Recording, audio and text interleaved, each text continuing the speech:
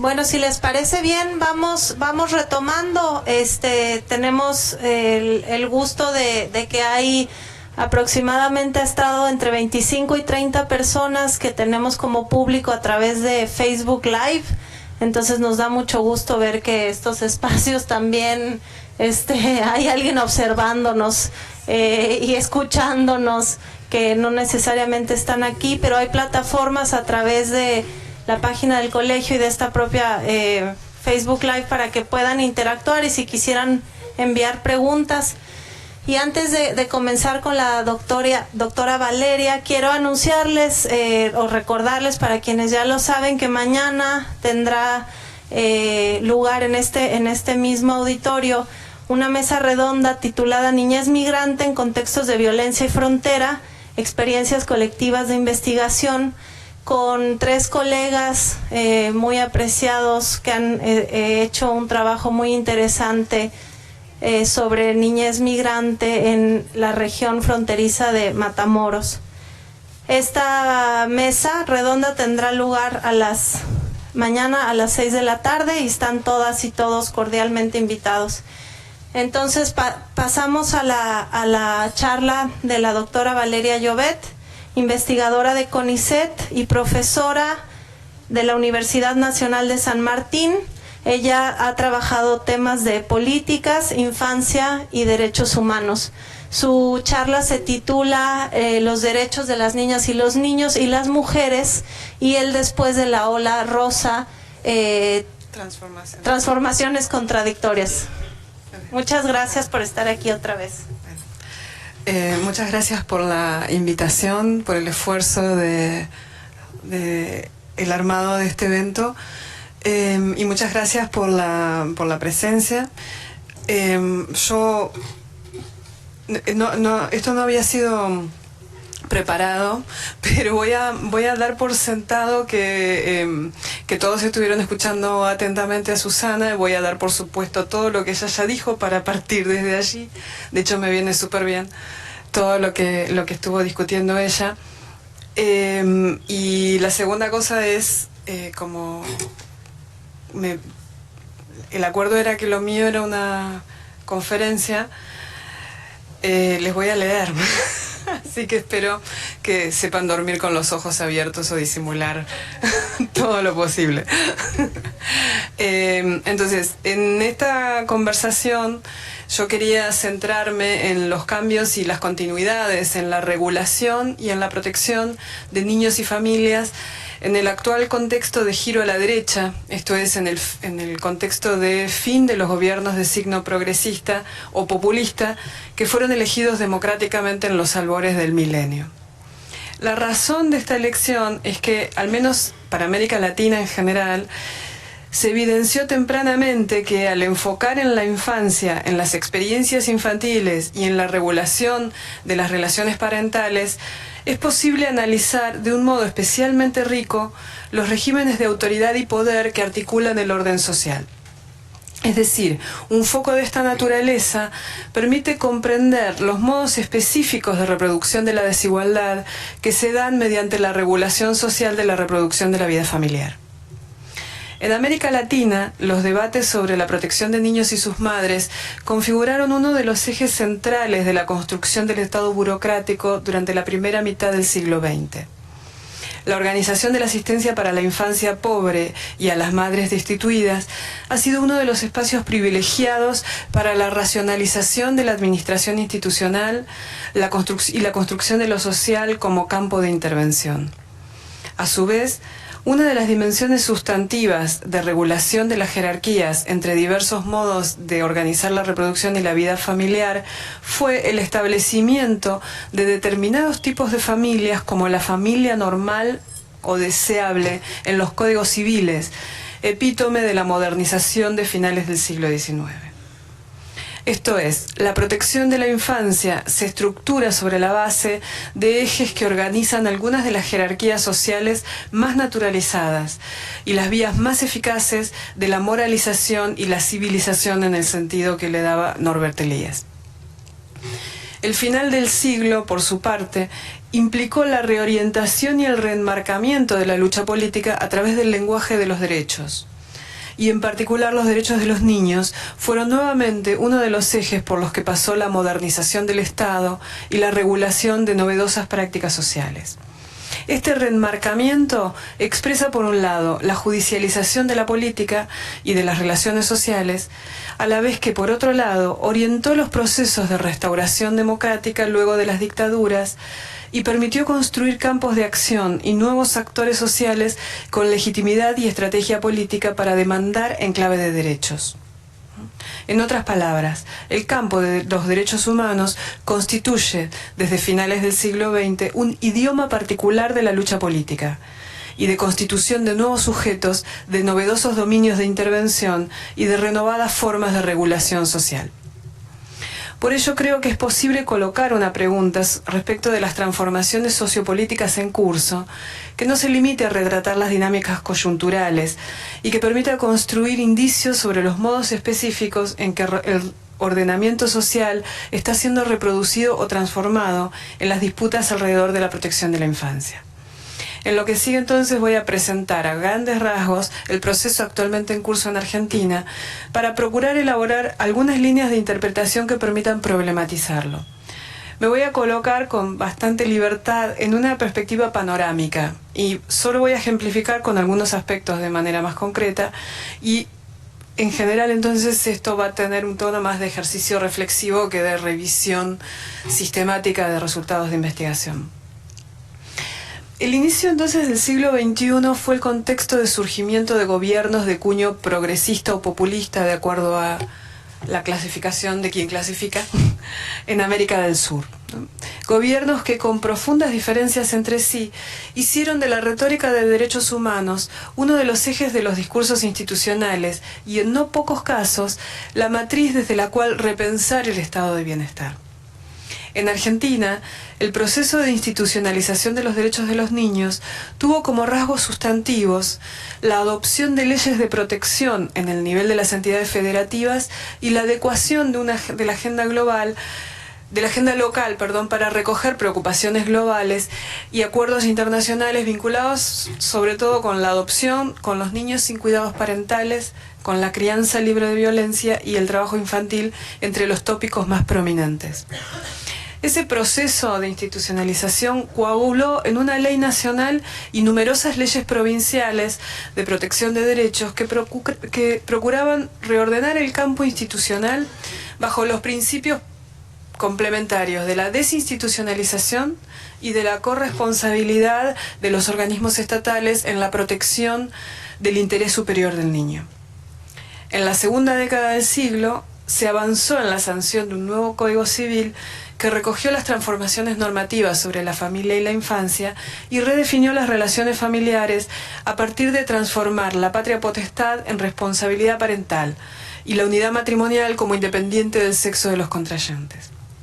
A su vez, como en todo el subcontinente, la convergencia entre ampliación de derechos y los debates, la convergencia histórica, no coyuntural si se quiere, sobre ampliación de derechos por un lado y los debates sobre la sostenibilidad en el largo plazo y la propia legitimidad del estado del bienestar, en particular respecto de los regímenes de previsión social, ¿no? Digamos, las jubilaciones fue uno de los tópicos centrales, conllevó, en el caso de Argentina, a la implementación a partir del año 2009 de lo que se denominó la asignación universal por hijo, que es una de las políticas de transferencias condicionadas de ingresos equivalente al Progresa Oportunidades de México, que fue, junto con la brasileña, una de las más generosas en América Latina, ¿no?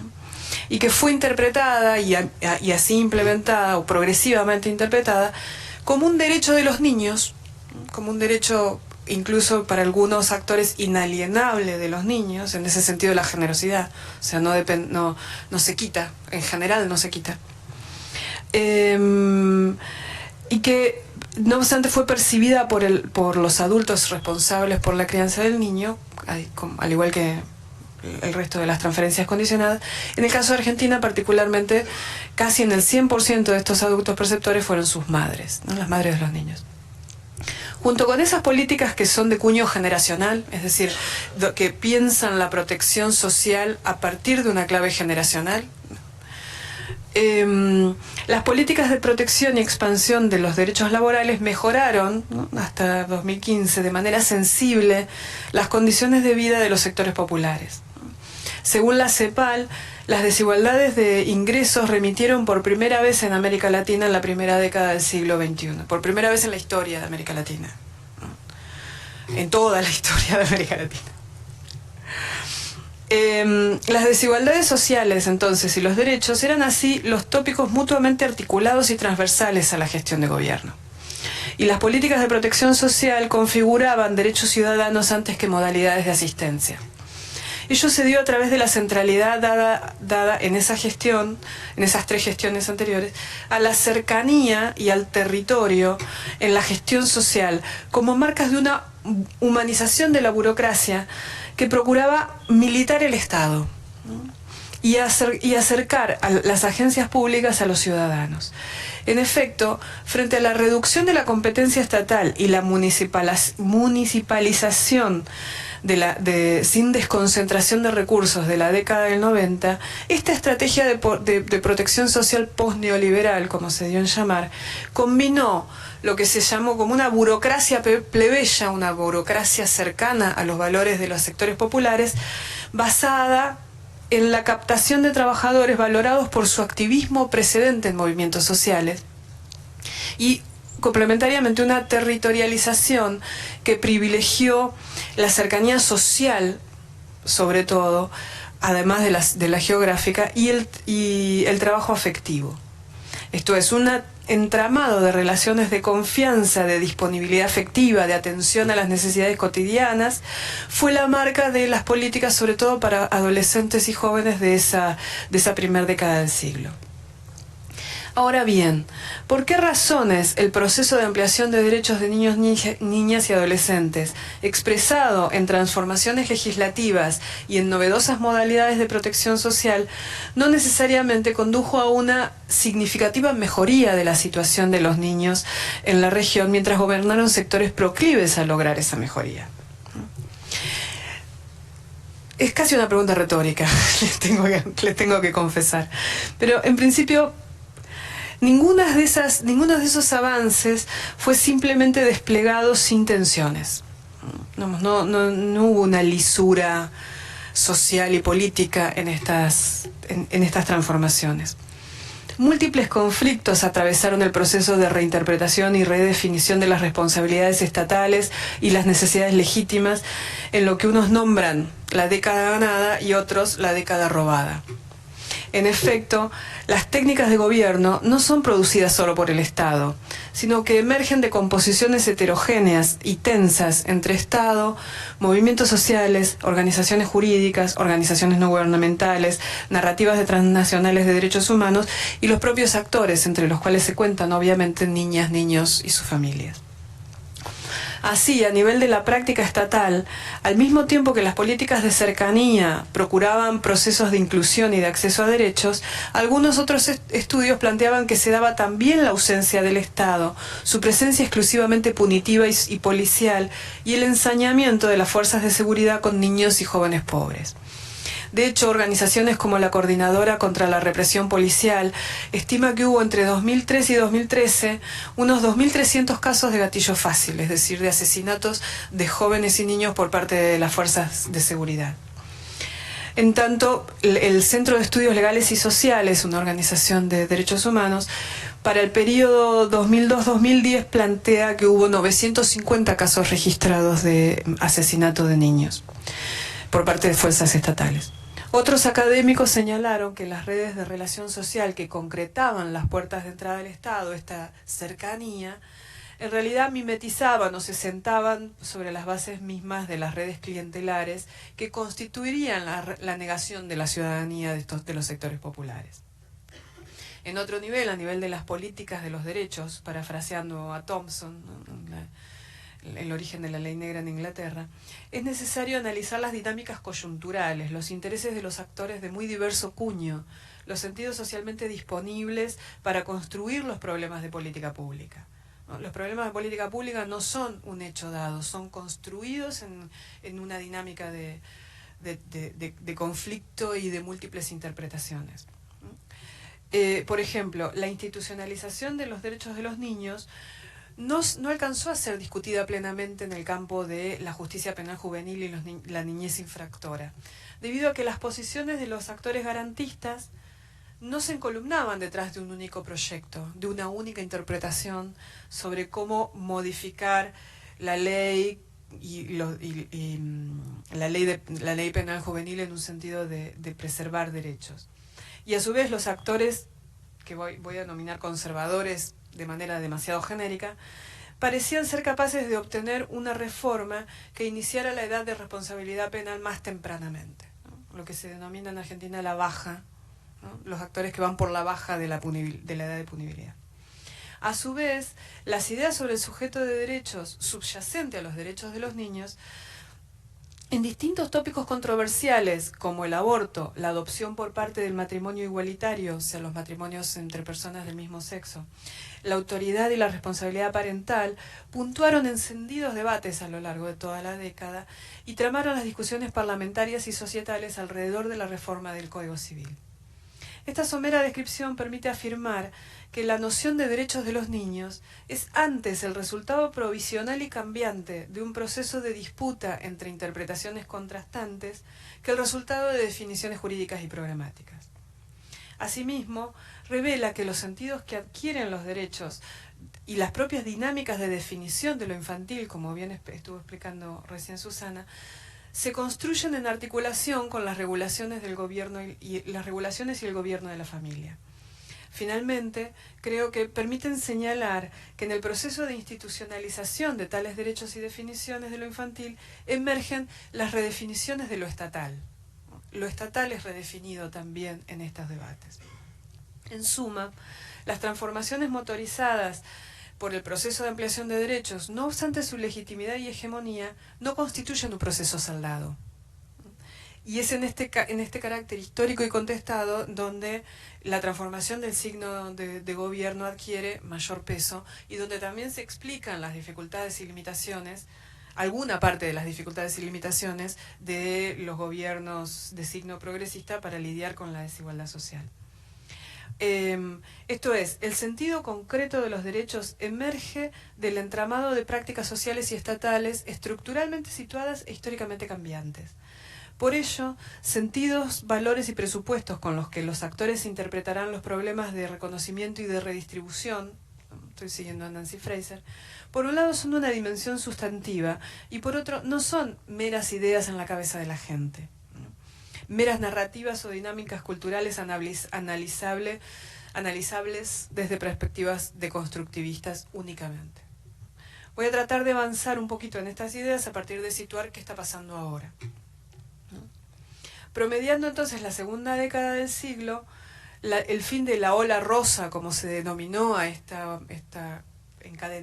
encadenamiento de gobiernos progresistas, es acompañado y en algunos casos liderado por actores conservadores con renovado poder, que tienen capacidad de reorganizar el perfil de la sociedad civil y del Estado. A nivel de las alianzas políticas, por ejemplo, el caso de la bancada evangélica en Brasil es uno de los más notables. En la gestión de las políticas públicas y las organizaciones de cuño religioso y organizaciones privadas y vinculadas al ámbito empresario, y sosteniendo activismos y cabildeo en determinadas áreas cruciales de derechos. Estos grupos, que denomino conservadores, son tanto novedosos como viejos conocidos. En tal sentido, es que antes de presentar las transformaciones en clave de ruptura o dicotomía, es necesario comprenderlas como procesos en los que hay tanto persistencia de lo viejo como novedad, transformación como continuidad. Entonces, respecto de cuáles son los procesos actualmente en curso en Argentina. Por un lado, la transformación de las interpretaciones, prioridades y políticas y estructura de intereses que se expresan en la distribución del presupuesto, ¿no? El presupuesto destinado a educación, salud y protección social en Argentina bajó notablemente, si bien en términos de asignación presupuestaria subió un 5%, ajustado por inflación y por cantidad y por población en situación de pobreza, bajó un 5%. O sea, es un 5% menor. A su vez, hay un empobrecimiento notable de la población, de la masa de población asalariada, tanto por un lado por la inflación y por la política cambiaria, como por la política de derechos laborales, o sea, una política activa de restricción de derechos laborales. Y para la población de beneficiarios, de destinatarios de las prestaciones sociales como la asignación universal, el proceso de empobrecimiento se vincula con que la asignación universal, el monto de dinero de la asignación universal representa menos capacidad de compra hoy que 2 años atrás, bajó alrededor de representa un 40% de la capacidad de compra que tenía la misma asignación en el 2015. Y de hecho, además de que proporcionalmente la asignación bajó, para no ser pobre necesitan una masa mayor de ingresos complementarios por el monto de incremento del costo de vida. En ese sentido, dos entidades federativas completamente diferentes, una del sur y otra del norte del país, los actores de la protección de los derechos de los niños señalaban que en el bienio inicial de gobierno de la alianza actualmente gobernante, las intervenciones de protección de derechos vinculadas con las necesidades materiales se triplicaron. No obstante, la retórica de la alianza de gobierno es mantener lo bueno, ¿no? Y más allá de esa retórica, de mantener lo bueno precedente, por ejemplo, distritos clave para las aspiraciones electorales del partido de gobierno han comenzado a ver el despliegue de campañas para llegar a captar a aquella población que legítimamente, por los criterios de selección, podría acceder a la asignación universal por hijo, pero que erróneamente no han sido incorporadas todavía. No obstante, esa extensión en el territorio, o sea, esa llegada territorial para ir a captar aquellos casos que no fueron captados previamente por la protección social, difiere de las gestiones anteriores. Un tópico típico de la gobernanza neoliberal es la dependencia de la gestión privado no gubernamental para la asistencia en aspectos cruciales a la protección de la infancia. Por ejemplo, el alojamiento de niños y jóvenes privados de entorno familiar, el tratamiento de personas menores de edad en consumo problemático o en conflicto con la ley y el egreso de jóvenes de instituciones de internamiento son un área de gestión que es particularmente permeable a los actores particulares. Y en este caso en particular, en Argentina, en estos 2 años han cobrado renovada fuerza, actores que ya estaban en el campo, pero que no tenían tanto acceso a ser los mediadores para las prestaciones sociales del Estado en este caso. Y junto con esos actores conservadores han emergido los ecosistemas emprendedores también de lo social, ¿no? Los jóvenes que despliegan novedosas tecnologías de intervención social en organizaciones que tienen un cuño una matriz muy diferente que las tradicionales organizaciones de la sociedad civil, que en materia de infancias, particularmente en determinados temas, eran actores militantes de los derechos humanos, ¿no? No eran emprendimientos profesionales como ahora. Pero estos actores, antes que ser analizados como un bloque que promueve un tipo específico de interpretación dominante sobre los problemas sociales y las intervenciones adecuadas, pueden ser vistos como una densa trama que coloniza los bordes del Estado mediante el tráfico y la negociación de sentidos y permite que la responsabilidad estatal se invisibilice y eventualmente diluya.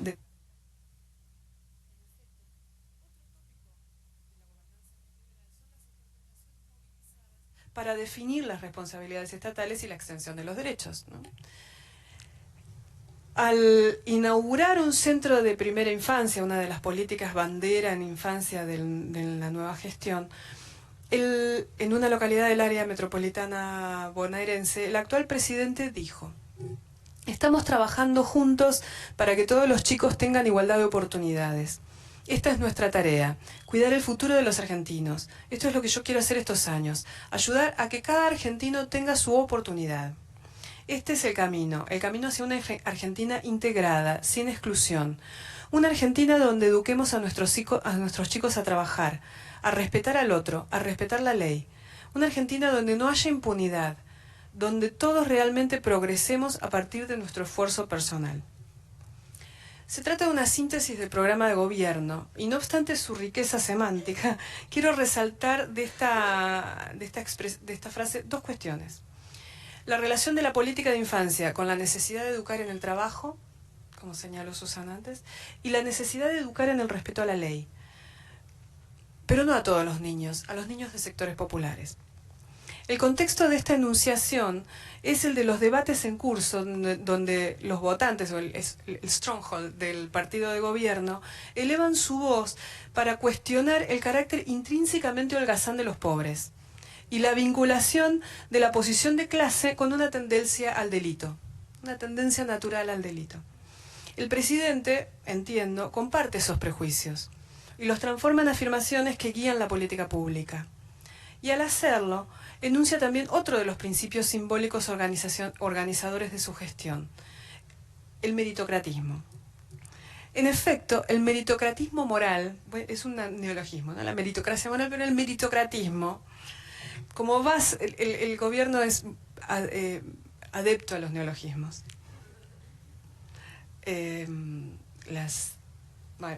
Después cuento el cuento. Entonces, el meritocratismo moral como base para redefinir la justicia y los derechos es uno de los ejes que articulan los debates más agrios y está presente desde ya hace algunos años en los reclamos sociales que legitiman restrictivas definiciones de derechos. La ponderación del merecimiento como forma de modificar el acceso a los derechos y a la satisfacción de necesidades aparece como un sentido legítimo para guiar las prácticas estatales y los debates públicos, a la vez que contribuye a legitimar las desigualdades.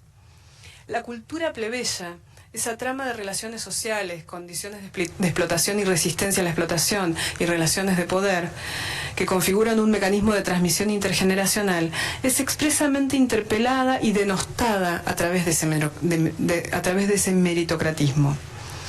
El meritocratismo permite la construcción de una distancia moral y afectiva. Y voy a citar a Thompson, a quien estoy parafraseando desde hace un ratito. Entonces esa permite crear una distancia intelectual y una ligereza moral hacia la vida humana, o más específicamente hacia la vida de la clase de gente laxa y propensa a los desarreglos. En efecto, estas ideas colocan a la figura del emprendedor en el extremo superior y al pobre merecedor en el extremo inferior del arco de personajes sociales positivos que encarnan valores vinculados al esfuerzo individual, el orden, en tanto que el pibe chorro, el pibe pobre, el pibe chorro es el joven ladrón, ¿no? Se configura como el personaje denostado por excelencia, en una economía moral y afectiva que refuerza la alterización de los niños y las familias pobres. Otro tropos articulador del discurso de la nueva gestión es las bondades de la gestión tecnocrática del Estado. Perdón, se me está trabando. Es el espíritu del presidente. A él le cuesta mucho hablar. Se traba más que yo. Entonces, esta asunción de las bondades de la tecnocracia estatal busca despolitizar las respuestas estatales y despolitizar en el sentido de eliminar el conflicto de intereses, ¿no? Y establecer prioridades y decisiones como resultado de evaluaciones neutrales, que se plantea como una modalidad más transparente y a su vez más eficiente de gestión. Es decir, un tecnocratismo que, lejos de mejorar las capacidades estatales, busca ocultar el conflicto y presentar la administración del bienestar como el resultado inmejorable de un modelo donde todos ganan. A la vez, se coloca en fuerte contraste con la mística de militar el Estado de la gestión anterior y valida las distancias sociales y la despersonalización o el paternalismo en los modos de gestión actuales de la asistencia social. Las políticas de acogimiento familiar para niños y niñas separados de sus familias de origen permiten proveer un ejemplo del cruce de todos estos principios ordenadores de la gestión de la infancia de la nueva derecha. Concebida como una política para garantizar el derecho de los niños a la convivencia familiar, muestra notables diferencias en las jurisdicciones donde se implementa. el arco de interpretaciones de lo que es una política de acogimiento realmente varía muchísimo. Pero también muestra algunas regularidades y es esas regularidades lo que quiero resaltar. A nivel de las prácticas estatales, las y los trabajadores públicos consideran que su función respecto de las familias de origen de los niños consiste en supervisar el cumplimiento de los acuerdos y compromisos que aceptaron madres y padres. Estos acuerdos tienen en general que ver con la responsabilización y activación a las mujeres jóvenes que conforman la mayoría de las familias donde se toman las medidas de retiro. Entonces, responsabilización y activación de estas mujeres para la transformación de la situación que motivó el retiro, como condición para el regreso, la revinculación del niño. Entendida, a su vez, esta situación que motivó el retiro de los niños como fallas en el ordenamiento afectivo de la familia, o sea, fallas vinculares, formas de abandono o negligencia y descuido que articulan el cuidado que proveen los adultos hacia los niños. Esta activación y responsabilización se traduce o se objetiva en comportamientos tales como consentir un tratamiento psicológico para la madre, limpiar, ordenar y mejorar la vivienda, controlar a sus parejas en el comportamiento de estas con sus hijos, ¿no? Ordenar la vida cotidiana de acuerdo a un cronograma más o menos estable y previsible, ¿no? Levantarse a determinada hora, buscar un trabajo, ¿no? Pero con respecto a las familias de acogimiento, estos mismos trabajadores visualizan su función en las antípodas de la vigilancia y el control. Se visualizan como un recurso de acompañamiento y apoyo. Desde las prácticas de brindar su número de teléfono celular, ¿no? Que ninguna familia de origen cuenta con el teléfono celular del case manager. Las familias de acogimiento tienen el teléfono celular de sus case managers. Y de la cercanía, la disponibilidad social y afectiva, ¿no? Todos estos rasgos marcan la relación de los servidores públicos con las familias de acogimiento, que son en general de sectores medios, ¿no? Y no marcan la relación con las familias de origen, que son todas de sectores populares. A nivel meso, ¿no? A nivel del diseño de la política de acogimiento familiar tiende a privatizar el cuidado, asumiendo que el mismo va a ser realizado altruísticamente por las mujeres, ¿no? Porque no hay asalariamiento por esa prestación. A lo sumo hay compensación por los gastos, ¿no? Y a la vez hace de ese altruismo el punto nodal para la selección de las familias de acogimiento. Esto es, una familia de acogimiento no es cualquier familia, es una familia que quiere dar amor sin buscar beneficios ni compensaciones. Entonces, me parece que este ejemplo permite mirar bien todas estas dimensiones que están presentes en la nueva gestión. No es que la nueva gestión haya inventado esto, ¿no? Sino que precisamente legitima que emerja, ¿no? Y además ordena la arquitectura del bienestar en función de su emergencia, de la emergencia de estos principios. Volviendo entonces a estos principios ordenadores de la nueva gestión, me parece que es posible asignar como dato también muy relevante, los tópicos de derechos humanos, ¿no?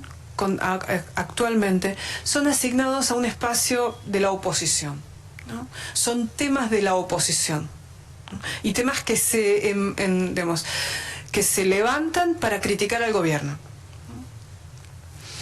Y a priori se deslegitima entonces las demandas enmarcadas en las narrativas de derechos humanos como partidizadas, ¿no?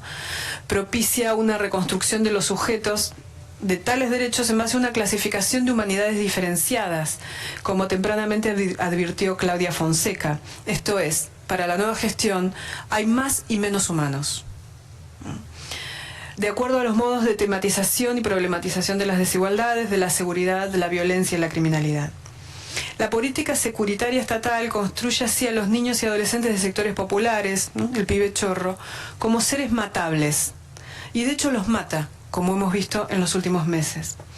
Las víctimas de las fuerzas de seguridad tienden a ser presentadas en el debate público como sujetos sin derechos, asesinados en un acto de justicia, Los policías o gendarmes que ejercen violencia letal son homenajeados, ascendidos y protegidos por el Poder Ejecutivo Nacional, y sus asesinatos justificados como accionar legítimo en defensa de la seguridad. Este arco de sentidos contrapuestos y complejos, al que nos referimos antes como un proceso de disputa entre interpretaciones contrastantes, permite la coexistencia de sentidos paradojales. En el mismo campo semántico coexisten interpretaciones restrictivas de derechos que relativizan los derechos humanos, haciéndolos contingentes al comportamiento del sujeto, en los casos de niños y jóvenes imputados como criminales, y que al mismo tiempo totalizan los derechos, haciendo imposible su ponderación, ¿no? Su ponderación en el caso de conflicto de derechos entre sujetos de derechos, como es el caso de la despenalización del aborto, donde los actores conservadores totalizan el derecho a la vida como inconmensurable. Se protege mientras está en el útero, porque ese mismo niño, cuando sale del útero y se transforma en un niño que puede arrebatar un celular, pierde el derecho a la vida y es un muerto justificable. Propongo entonces, para leer estas transformaciones, que los derechos de la infancia pueden ser analizados como un reservorio estratégico para una compleja trama de actores, incluso y particularmente para los actores conservadores. Esto es, tanto a nivel de la agenda institucional como a nivel de las redefiniciones de los derechos en la práctica, los derechos de los niños, considerado como un sintagma, proveen una especie de voucher relativamente flexible para que un conjunto de batallas por el redituable gobierno de almas y cuerpos siga siendo viable, una vez que la lógica moral sostenida por estos actores ha sido derrotada en otras áreas de la definición de los derechos, como por ejemplo en la definición del matrimonio, en la definición de la autoridad parental, en la definición de la propia materpaternidad y la relación entre la biología y la identidad sexual. Esto es, las nociones sobre la infancia y sus derechos, sobre quién va a ser considerado niño y cómo se concretan e institucionalizan tales derechos, configuran un sitio de batallas políticas y culturales en el cual los derechos, la ciudadanía, la autoridad y las relaciones sociales son redefinidos. No voy a detenerme en las propias limitaciones de las definiciones de los derechos de los niños, su estructura marcadamente liberal y los problemas que ello conlleva. Han sido ampliamente discutido esto. Solo voy a limitarme a recordar que las interpretaciones que se derivan de la primacía del niño y su superior interés tienden a oponer los intereses y necesidades de los niños a los de su grupo familiar y a los de otros miembros de su grupo familiar. Ello, por supuesto, constituyó un logro al desacralizar el ámbito del hogar y mostrar que las relaciones familiares, lejos de ser expresión natural del amor y del cuidado, son relaciones de poder y conflicto, o al menos también son relaciones de poder y conflicto. El punto parece ser que, como tempranamente advirtieron las feministas, el carácter abstracto del sujeto de derechos presenta una marcada tendencia a la producción de exclusiones y desigualdades a partir de la alterización de la familia pobre y de la entronización del instinto maternal. La gestión de la infancia mediante la primacía de los derechos ha puesto así una reconfiguración de las relaciones, ha supuesto una reconfiguración de las relaciones entre dispositivos estatales y familias, en las que prima una creciente responsabilización de las unidades e íntimo. Digo, público, privado e íntimo como fronteras construidas en un debate, en una contestación política, ¿no? Al mismo tiempo, opera como una barrera que permite aún problematizar los asesinatos de los niños a manos de las fuerzas policiales como un intolerable para un sector social que todavía tiene alguna voz. El campo de la protección y asistencia a los niños, entonces, es uno de los escenarios más consistentes en las disputas políticas que reconfiguran lo social como campo de intervención y que buscan reproducir o transformar privilegios. El ordenamiento etario, como también señaló Susana, es un eje de producción de tecnologías de legibilidad y de inscripción política de las poblaciones, que apela a la naturalidad de la simetría y el binarismo adulto-niño, y enraiza en una economía afectiva y moral construida alrededor de la indefensión infantil, la sacralidad de la figura del niño y lo que es justo y adecuado. Hace desaparecer las jerarquías y privilegios detrás de la necesidad de protección. Tales privilegios, lejos de ser un problema meramente cultural, para parafrasear el viejo debate entre Nancy Fraser y Judith Butler, digo, estos privilegios son sistemáticos, se traducen en y son reproducidos por instituciones, leyes, ordenamientos y prácticas. Estos son estructurales. Quiero sumarizar para abrir idealmente al debate. En primer lugar, entonces, el análisis de los regímenes de protección social y de los problemas de derechos humanos requiere considerar la política de la protección en clave histórica. De nuevo, Thompson, ¿no? Los orígenes de la ley negra en Inglaterra. Esto es, trabajar para hacer explícitos los supuestos y los actores que articulan las formas de problematizar la protección y los derechos. Respecto, esto tiene dos partes, ¿no? Supuestos y actores. Respecto de los supuestos, Nancy Fraser señaló, retomando a Raymond Williams, que hay palabras clave que organizan los regímenes de bienestar, que son fuerzas activas que le dan forma a la vida social. Ella lo trabajó para la idea de la dependencia, ¿no? De la dependencia de ciertos actores de la protección estatal. El sintagma derechos de los niños, con su capacidad de alojar interpretaciones clave y a la vez contrapuestas sobre el ordenamiento de las relaciones familiares, las jerarquías de género, edad y clase, y su larga sedimentación de usos y funciones de otros momentos históricos, configura una de esas palabras clave. Esto ha sido debatido como la instalación de una figura, de la figura de un niño universal, occidental, blanco, ¿no? O la polarización entre una infancia protegida y una infancia proveedora, ¿no? Pero aquí estoy tratando de colocar un argumento un poquito diferente. Nancy Fraser lo dice mejor. Ella dice, algunas palabras se constituyen como sitios en los que el sentido de la experiencia social es negociado y contestado. Creo que la idea de niño como sujeto de derechos es una de esas palabras, ¿no? Respecto de los actores, es necesario, insisto, seguir la sugerencia de Thompson y superar los análisis que se basan solo en significados, actitudes y valores para incrustar esos significados, actitudes y valores en redes de relaciones sociales. Y comprender estas relaciones sociales con sus dinamismos, como entramados con sus dinamismos y los efectos de esas interacciones. Una clave de lectura muy potente sobre las transformaciones en curso tiende a visibilizar la desaparición o el retiro del Estado de los territorios y su reemplazo por otros actores, con su saldo de fragilización de las relaciones sociales, el endurecimiento de las condiciones de vida y el aumento de las violencias. Creo, y esto es que en el caso de la protección de la infancia, me parece que no es tan acertado pensar solo en esa clave de retiro del Estado. Por más que sea evidente el vaciamiento de las políticas de protección social, en el caso de Argentina, ¿no? Me parece que resulta más fructífero propiciar una clave de lectura que siga el entramado en que se reconstruye la protección de los niños y los modos en que las poblaciones escasamente socializadas en la ley, como señala la antropóloga Benadas, son incorporadas en dispositivos de gobierno. Las densas tramas de actores que conforman los regímenes de protección, ya sean privados, confesionales, de la sociedad civil, invisibilizan, como dije antes, pero extienden el Estado en el territorio, o lo reemplazan parcialmente, pero no pierden al mismo tiempo relación con él. Por ejemplo, una organización religiosa que atiende a niños que tienen problemas de consumo de sustancias, recibe soporte económico del Estado, por más que cierre sus puertas. En ese sentido, es que digo que extienden el Estado, ¿no? Y al mismo tiempo, o sea, invisibilizan, extienden, colonizan el Estado con sus lógicas comunitarias y con sus idiosincrasias, y a la vez son formalizadas por el Estado.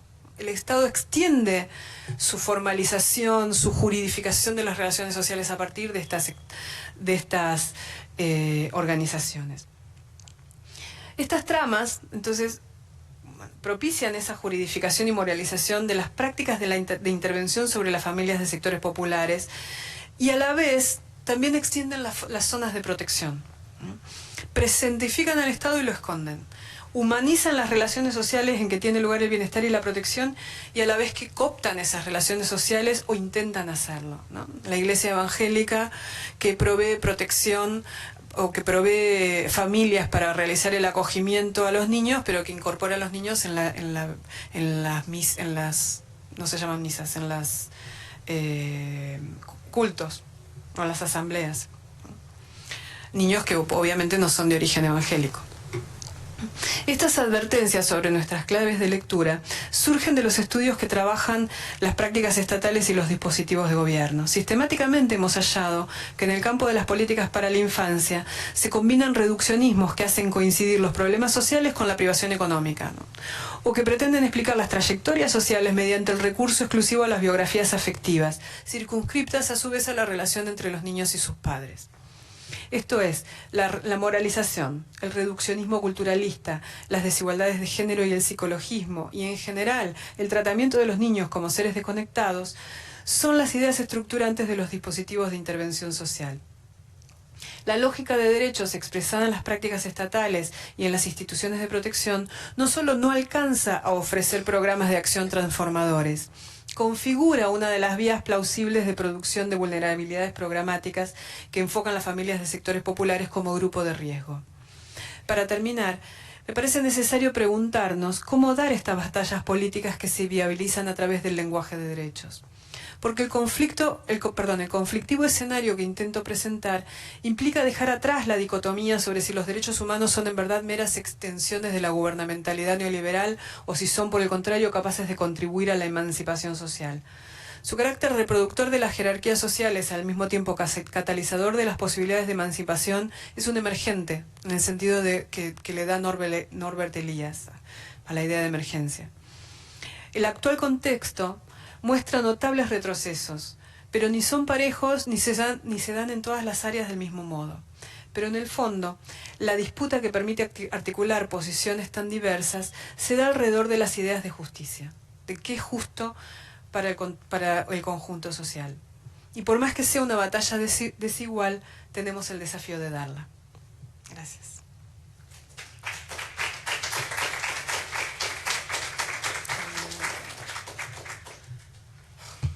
Gracias a Valeria por esta inmejorable conferencia. Entendemos que ya es tardecito y estamos tal vez con hambre, pero si quieren, por favor, todavía hacer comentarios, preguntas, aportaciones. Me parece que los paralelismos con el contexto mexicano son enormes, ¿no? Y que nos das muchas claves para pensar pues la forma en la que el Estado interviene sobre las poblaciones marginadas, sobre las poblaciones indeseables, y en lo particular me resuena tanto con mi trabajo con las poblaciones jornaleras, esta extensión del Estado que ahora intervienen en estas poblaciones para gobernar a través de modos más sutiles, a través de ONGs, a través de proyectos que siguen siendo civilizatorios y modernizantes, pero ahora bajo una lógica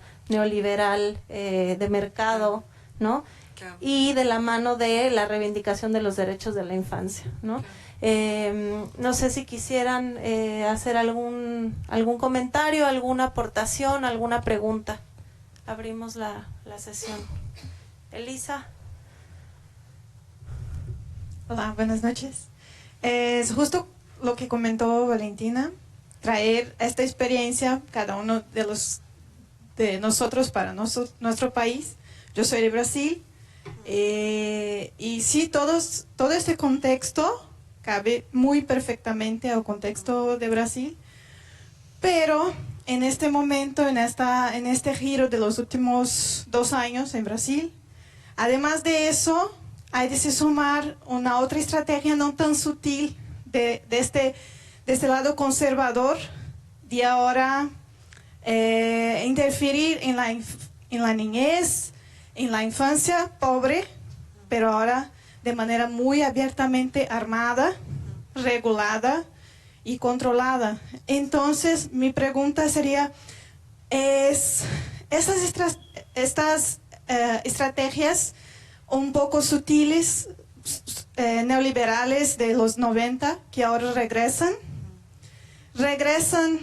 en toda América Latina de la misma manera, o hay una nueva estrategia utilizando instrumentos tan poco nuevos, porque una intervención militar en las favelas de Río no es nada nuevo, no es nada de ahora.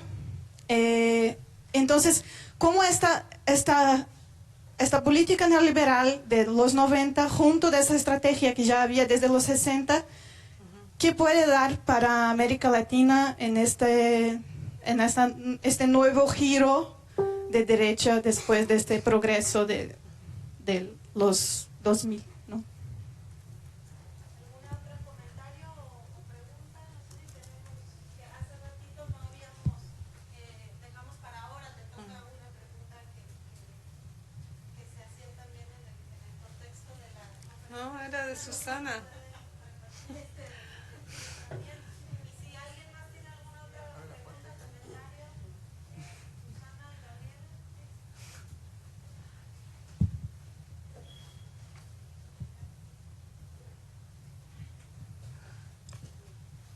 Gracias. Valeria, hablando un poco acerca de los paralelismos que se pudieran encontrar entre lo que tú planteas para la situación de Argentina y esta gestión de los derechos de la infancia de estos grupos conservadores, bueno, más que una pregunta es un comentario. En 2009, cuando el incendio de la guardería ABC en Hermosillo, se levantaron, bueno, previamente se habían levantado ya las voces de algunos grupos conservadores ligados a la Iglesia Católica en defensa del derecho fundamental, del derecho humano fundamental, que era el derecho a la vida, y entonces blindaron previamente al Estado de Sonora contra la despenalización del aborto, que ya se había dado en la Ciudad de México, etcétera. Cuando llega y se produce, mejor dicho, el incendio de la guardería ABC, ninguno de esos grupos que se desgarró las vestiduras defendiendo el derecho a la vida de los no nacidos levantó la voz siquiera para decir que se estaba vulnerando el derecho fundamental de no solamente de los 49 niños fallecidos, sino de los demás lesionados, ¿no? Entonces, quedó como tan de manifiesto el doble discurso y más bien el uso tramposo del discurso de los derechos humanos y los derechos de la infancia, que bueno, me pareció que era como muy visible, ¿no? Este paralelismo como lo planteamos. Era un comentario nada más.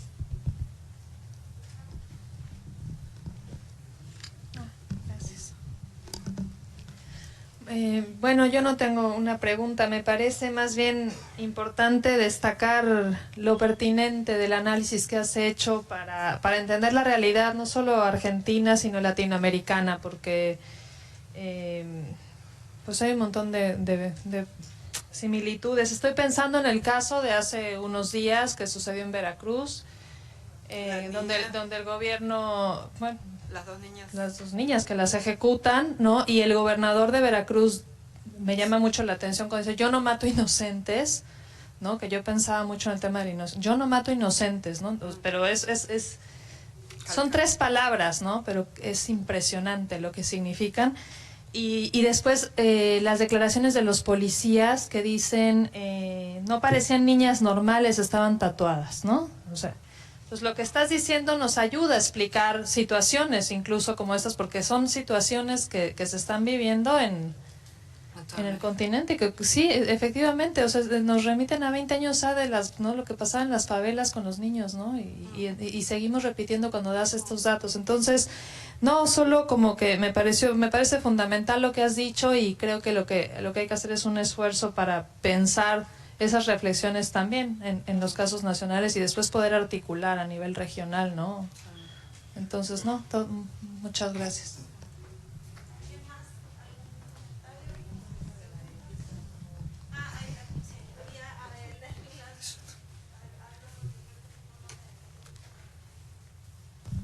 Por redes sociales estaba esta pregunta de cómo trabajar éticamente con los niños como sujetos de estudio.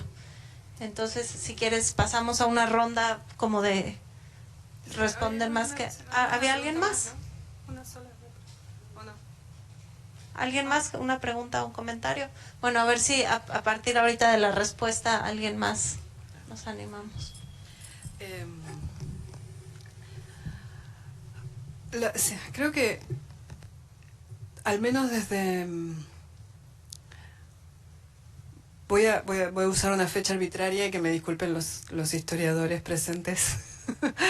Pero me da la sensación de que desde el Código Civil chileno para acá, de 1869, creo, una cosa así, los procesos latinoamericanos, al menos en los países, en algunos de nuestros países, Brasil, México, Chile, Argentina y Uruguay, tienen muchas similitudes en los grandes trazos. Y esas similitudes se siguen dando. Para 1930 todos nuestros países tenían tribunales de menores con similares funciones, con similares definiciones, y al mismo tiempo cada lugar tiene sus rasgos particulares, ¿no? Digamos, en Argentina la racialización de la clase es algo que solo recientemente se ha empezado a problematizar. En Brasil la eugenesia ordenó la instalación de la protección de los derechos de los niños a inicios del siglo XX. México y la Revolución Mexicana, Cárdenas y tal, cada uno de los países a su vez tiene marcas concretas. En ese sentido, y al mismo tiempo que las similitudes y diferencias regionales, también están las históricas, ¿no? Muchos de los tópicos que están ahora presentes no solo son de los 90, como bien dijiste, ni de los 60, se encuentran como categorías organizando las discusiones de 1910, ¿no? 1920.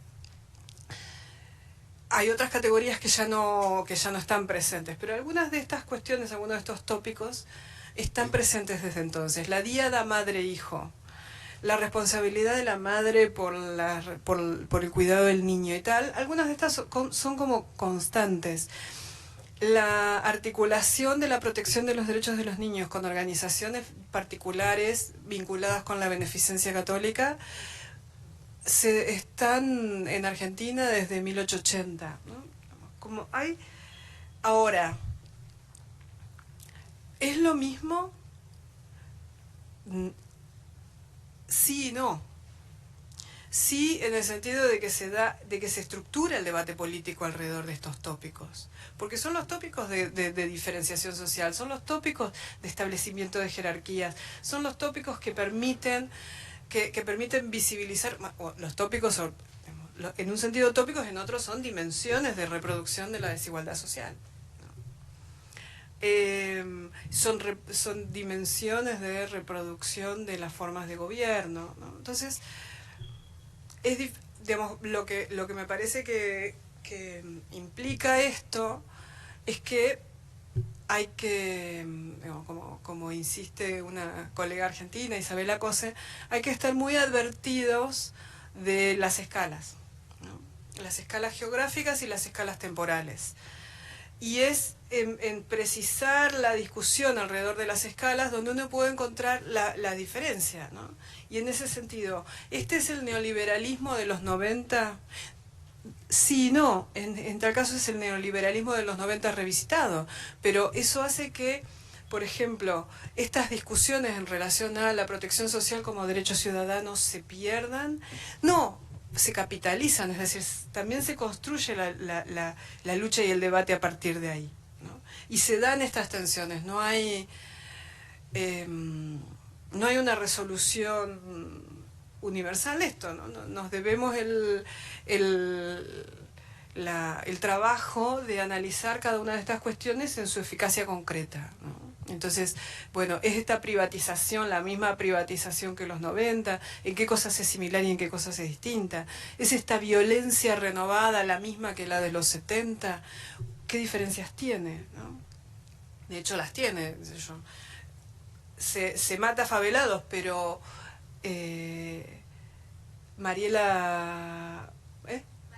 Mariel Franco, digo, es asesinada por favelada, pero es asesinada como militante, lesbiana, negra, ¿está? No es solamente por favelada. Entonces también ahí hay tensiones, diferencias en esta violencia. Y me parece que... A ver cómo conecto.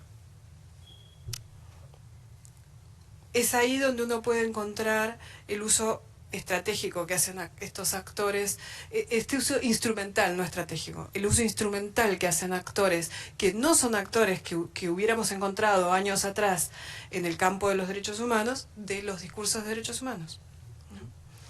¿Por qué? Bueno, porque como señala Joan Scott, los discursos, los derechos humanos son epistemologías, solo se concretan en las prácticas. Entonces, digamos, tienen esa capacidad de que, bueno, viene el señor Opus Dei y te dice que los derechos de los niños por nacer son el paramount de la vida, pero después, bueno, estos niños que se murieron porque el Estado no pone plata en una guardería decente,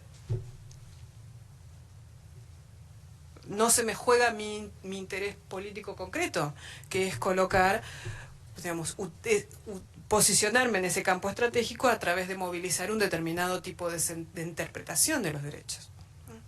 Y eso también es contemporáneo, o sea, los grupos conservadores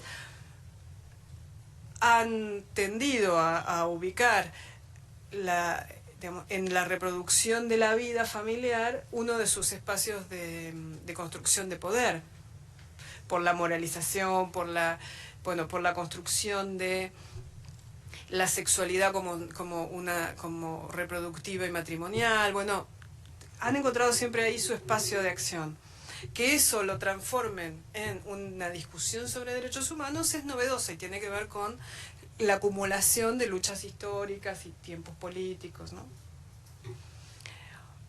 Y en ese sentido me parece que el trabajo ético con los niños, a ver si...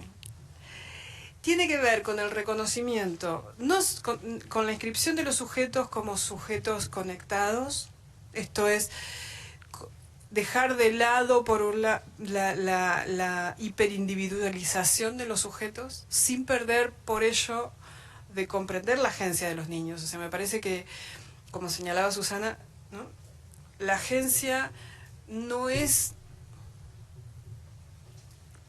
Si bien como investigadores tenemos que presuponerla, no la podemos buscar como si fuera un dato precedente a la acción. En ese sentido, digo, me parece que la idea de Giddens, de la agencia como presente en la propia estructuración, me parece inconducente, o sea, me parece que es mucho más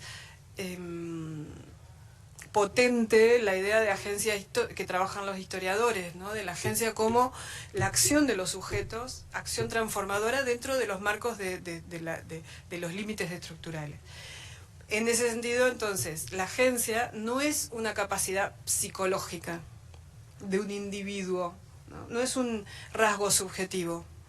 Emerge de la trama de relaciones en las que el sujeto está inmerso.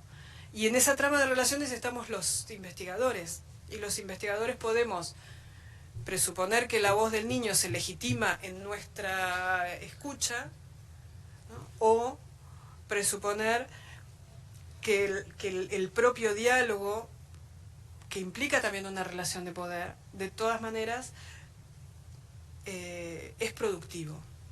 No sé si fui clara con eso, pero básicamente tenemos niños en el marco de relaciones sociales, en el marco de relaciones de poder, y con una subjetividad que se produce también en ese encuentro